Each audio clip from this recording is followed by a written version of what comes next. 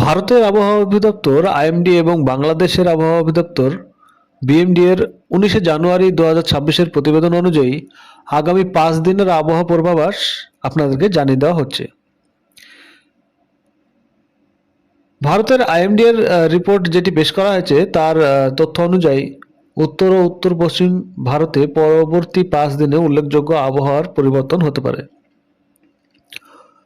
কুয়াশা ও শৈত্যপ্রবাহ বিশেষ করে আগামী 21শে জানুয়ারি পর্যন্ত পাঞ্জাব, হরিয়ানা, চণ্ডীগড়, দিল্লি এবং উত্তরপ্রদেশে গভীর থেকে অতি গভীর কুয়াশা বজায় থাকতে পারে।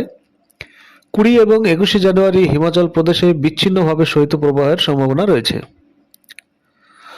অন্যদিকে পশ্চিমী ঝঞ্ঝার প্রভাবে 19 থেকে 21 জানুয়ারির মধ্যে পশ্চিম হিমালয়ের অঞ্চলে হালকা থেকে মাঝারি বৃষ্টি সেই সঙ্গে তুষারপাত হতে পারে। তবে 23শে জানুয়ারি জম্মু কাশ্মীর এবং হিমাচল প্রদেশে ভারী তুষারপাতেরও সম্ভাবনা রয়েছে।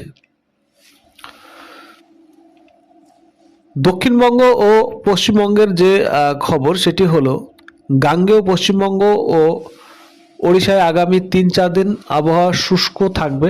ভোরের দিকে হালকা থেকে মাঝারি কুয়াশা দেখা দিতে পারে। অন্যদিকে বাংলাদেশের যে আবহাওয়া অধিদপ্তর বিএমডি তাদের যে রিপোর্ট পেশ হয়েছে সেই রিপোর্ট থেকে যেটি আমরা জানতে পেরেছি সেটি হলো, সারা দেশে আবহাওয়া প্রধানত শুষ্ক থাকতে পারে এবং আকাশ আংশিক মেঘলা থাকার সম্ভাবনা রয়েছে।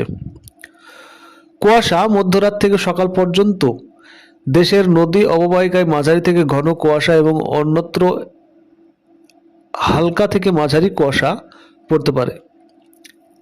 আগামী 23 জানুয়ারি পর্যন্ত সারা দেশে রাত ও দিনের তাপমাত্রা প্রায় অপরিবর্তিত থাকতে পারে, তবে 24 জানুয়ারি থেকে তাপমাত্রা সামান্য বৃদ্ধির সম্ভাবনা রয়েছে। বর্তমানে দেশের সর্বনিম্ন তাপমাত্রা রেকর্ড করা হয়েছে তেঁতুলিয়ায় 8.5 ডিগ্রি সেলসিয়াস।